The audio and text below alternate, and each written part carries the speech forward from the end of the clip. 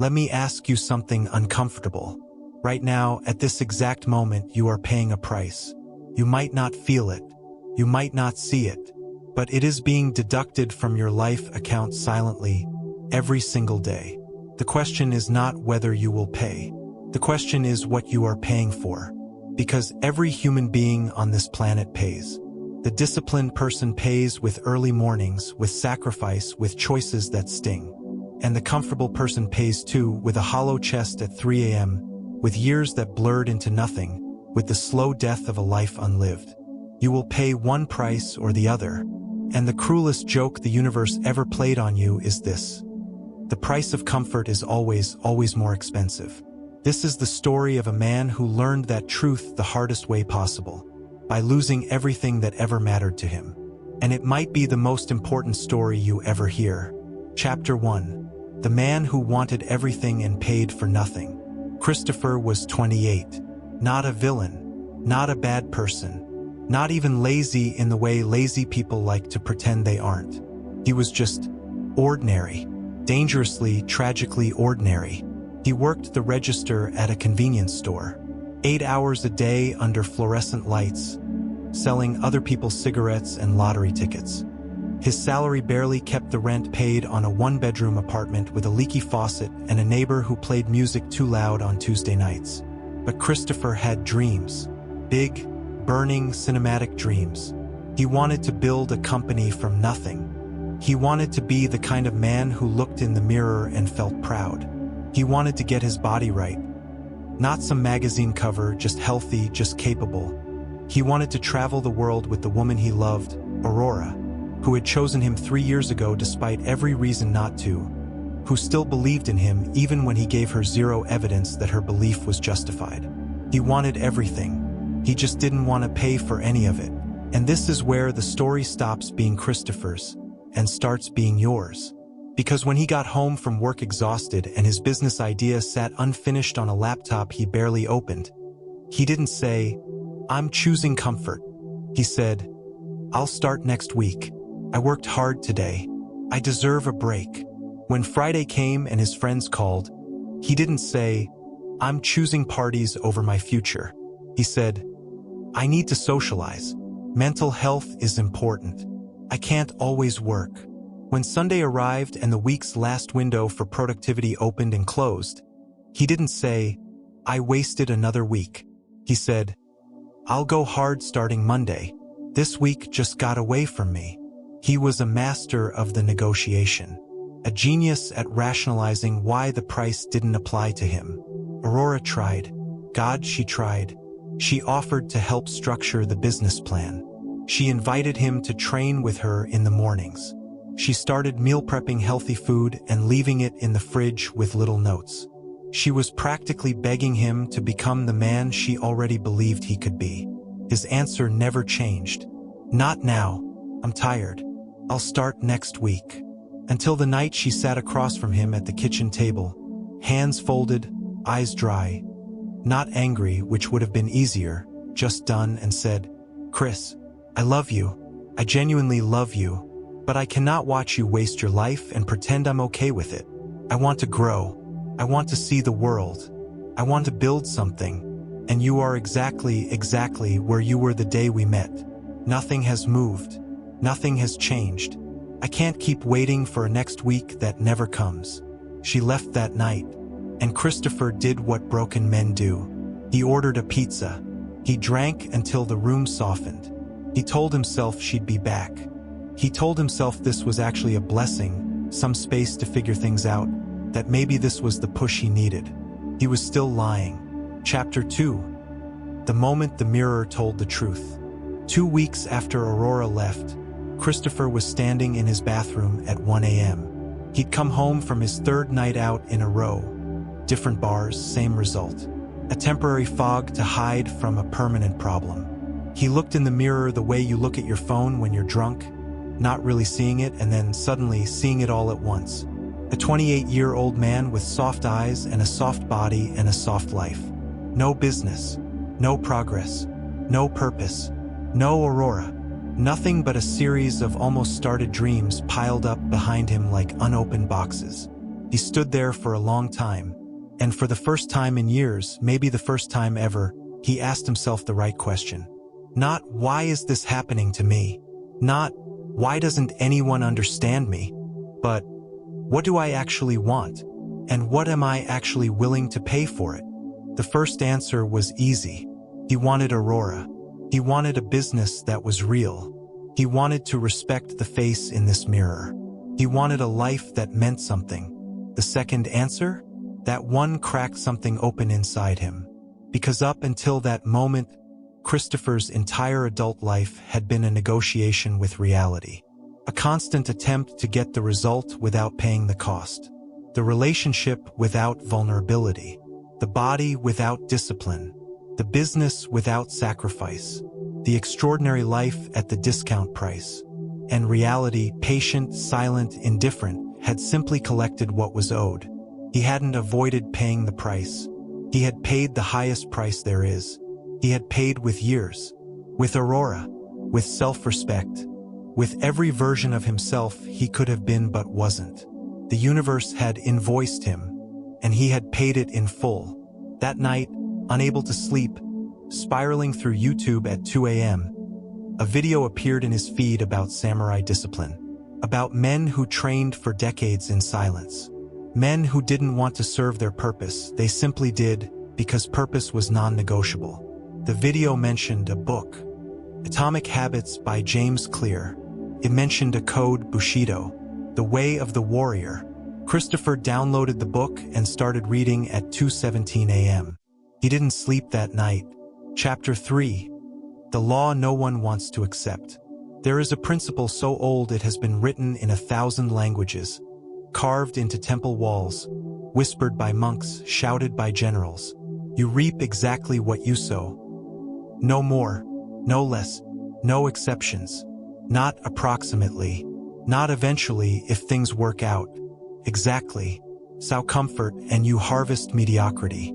The math is ruthless and it does not care about your intentions. Sow discipline and you harvest results. Not sometimes, every time, always. This is the law. It does not bend for your circumstances. It does not soften for your trauma. It does not grant extensions for your very legitimate reasons why this week was different.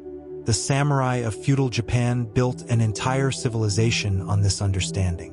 Their code, Bushido, the way of the warrior, contained a principle that Christopher read at 3 a.m. and felt like a blade going through him.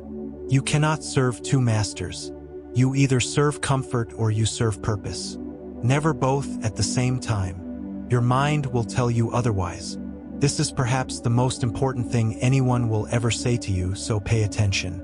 Your brain is a comfort machine. It was engineered by millions of years of evolution to keep you alive, not to make you great.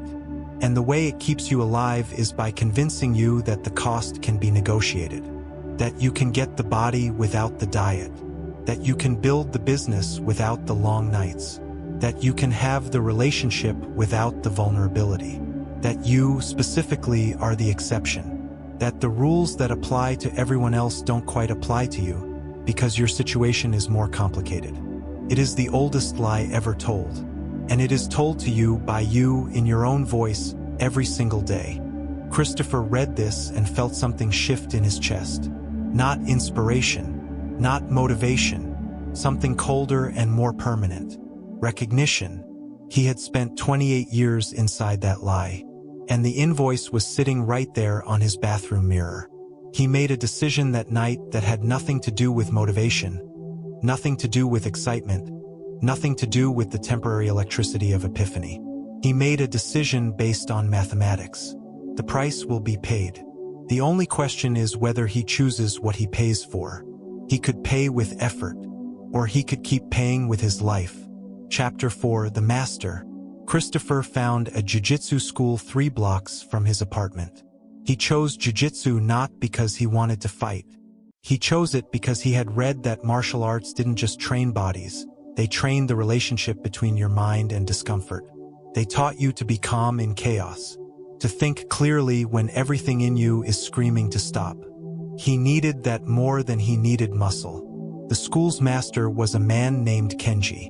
55 years old, Japanese American, former competitor, the kind of man whose stillness made you straighten your back when you walked into the room. Kenji didn't talk much. When he did, every word was chosen like it cost something.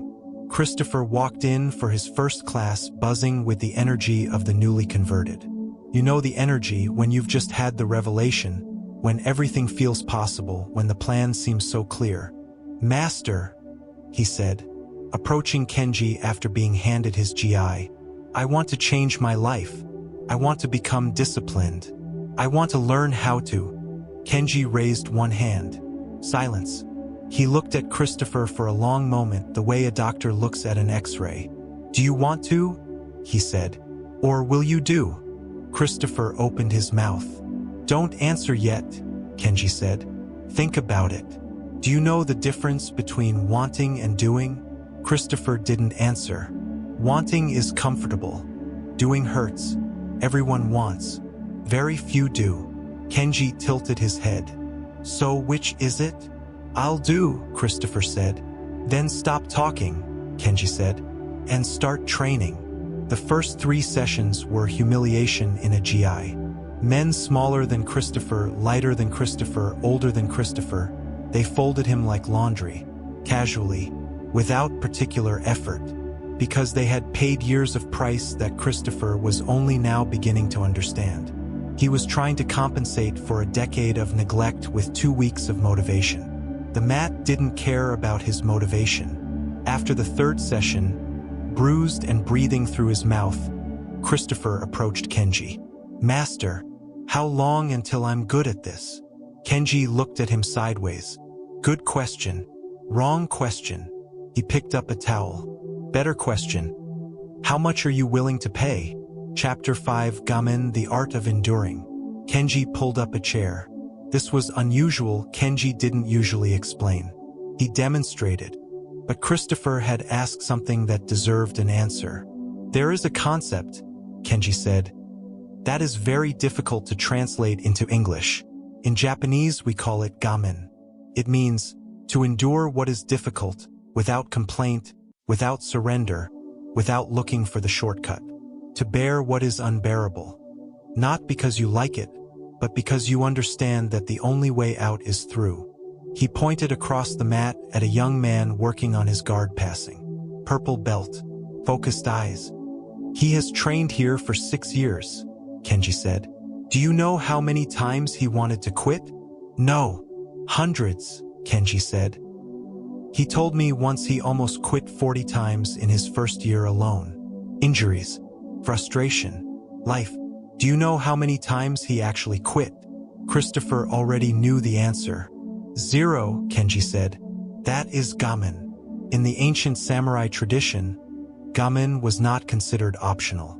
It was considered the foundation of everything else.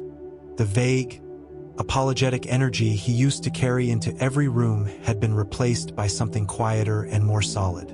But Kenji noticed something. "You are training your body," he said after class one evening. "But your purpose is starving.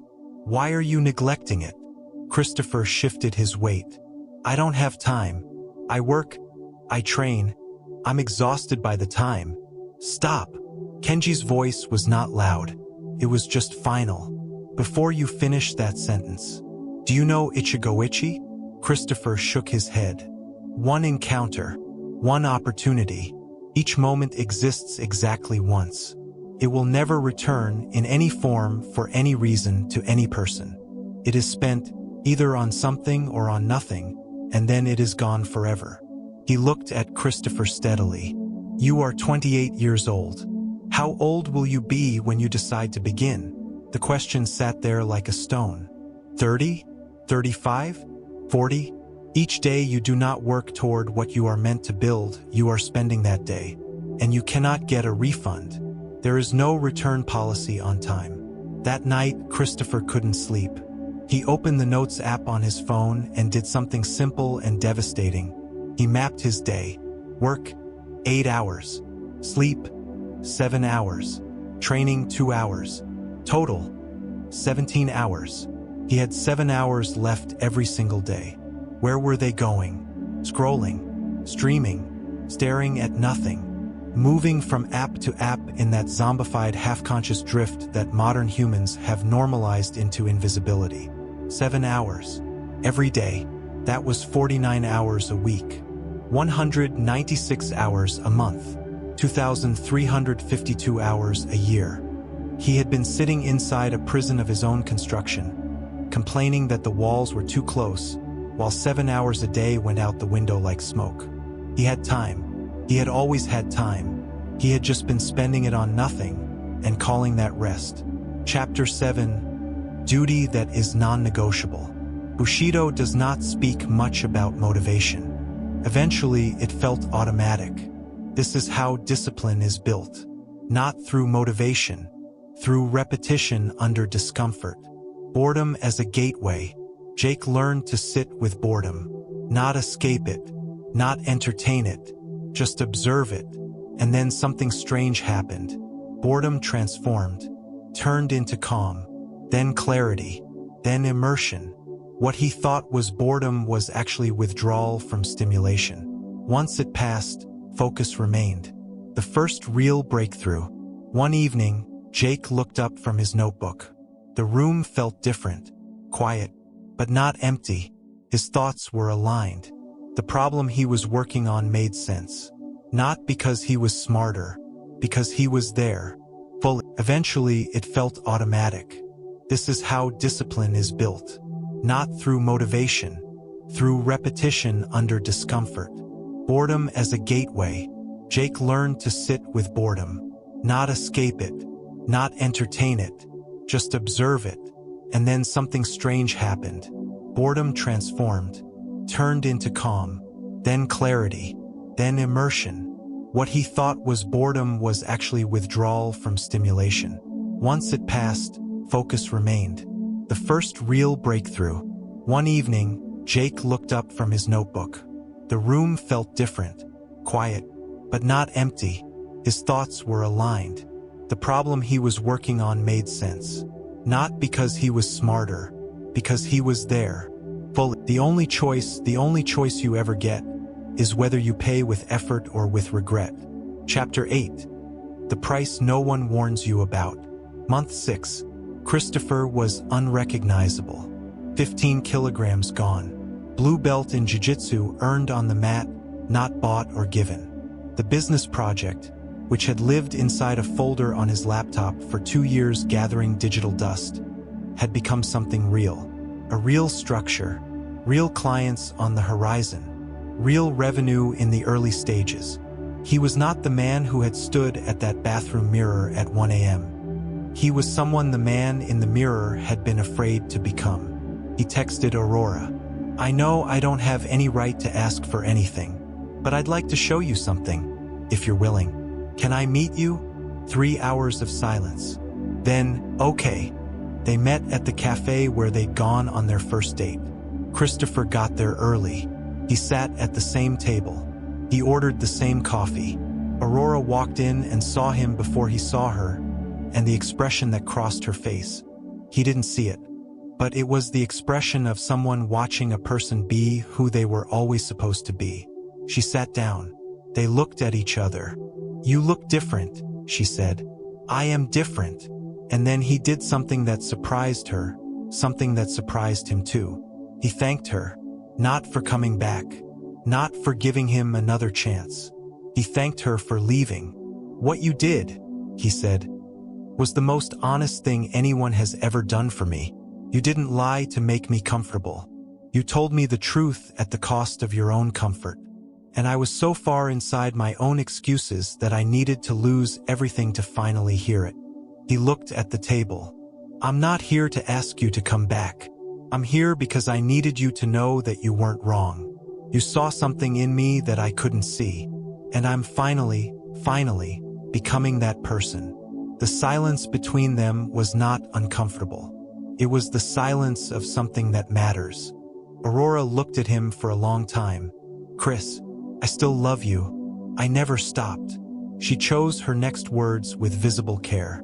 "But if we do this, if we try again, I need you to understand something. I am not the same person either. I have been building too. I have standards now. Not for you, for us. I will not accept excuses. I will not celebrate the effort and ignore the results. I will not wait for next week.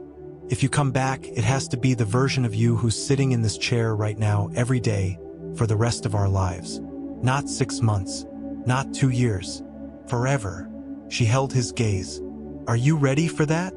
And here is the price no one prepares you for. Because everyone talks about the price of transformation, the early mornings, the sacrifices, the difficult season of becoming. No one talks about the price of remaining transformed, the price of being excellent not for a season but for a lifetime. Not when you're inspired but when you're broken. Not when conditions are perfect but when everything is falling apart and you still have to show up and be the version of yourself you promised to be. That is the real price, and it is higher than anything that came before. Christopher looked into Aurora's eyes. I am, he said. And then, because he had learned what the difference between wanting and doing was, he proved it. Chapter 9. The practice that never ends. They came back together. But it was not the same relationship. It was better, and harder, and more real. Aurora was training herself, physically, professionally, mentally. She had spent those 6 months building too. She had a career she was proud of, standards she maintained, a vision for her life that required a partner who could keep pace. She was not waiting for Christopher to recover from his bad days. She was not available to be an audience for his struggles.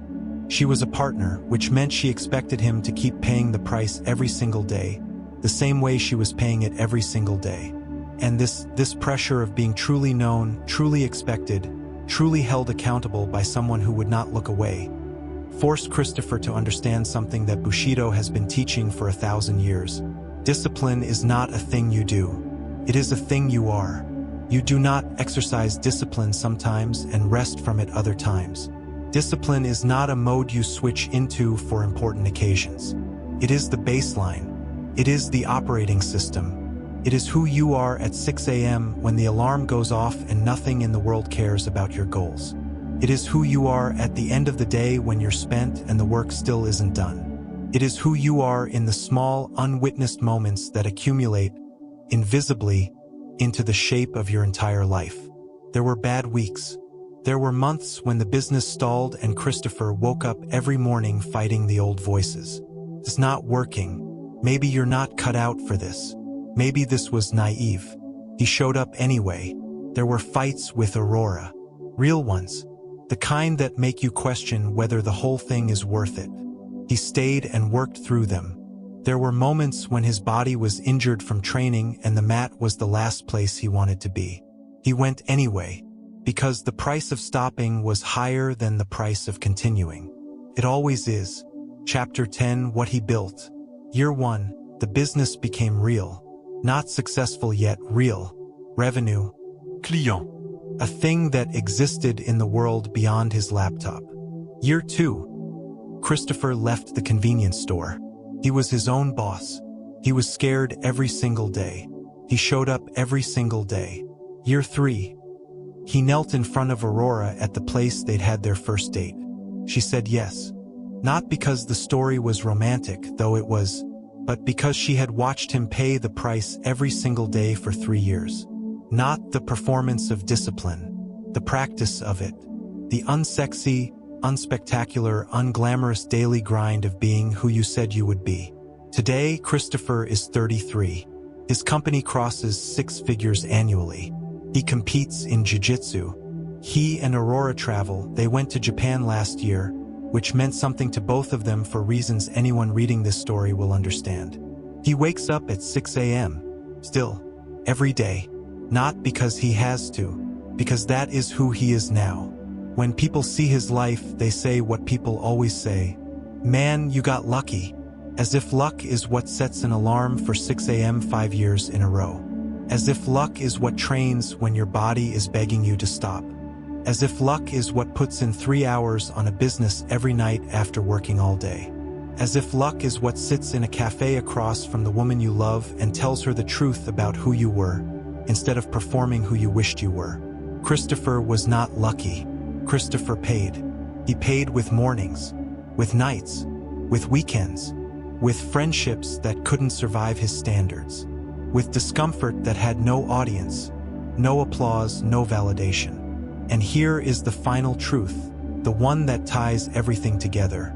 He is still paying. Every morning, every training session, every hour at his desk when he doesn't feel like being there. The price of excellence is not a one-time payment. It is a subscription. It renews every single day for the rest of your life. The only difference between Christopher at 28 and Christopher at 33 is that now he knows exactly what he's buying. He's buying a life that means something. He's buying the face in the mirror that looks back at him with recognition instead of shame.